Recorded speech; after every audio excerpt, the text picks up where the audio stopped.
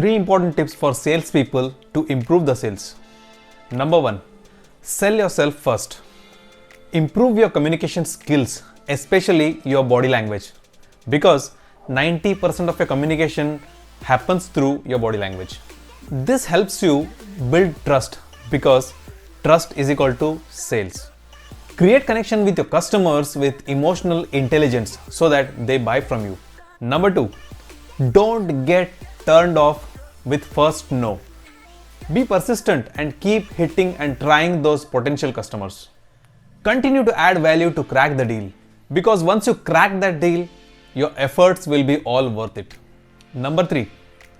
Improve your product knowledge. Have in-depth knowledge about your best performing products and their competitors, so that you are confident and capable enough to respond to any objection thrown by your customer with the help of your powerful communication skills.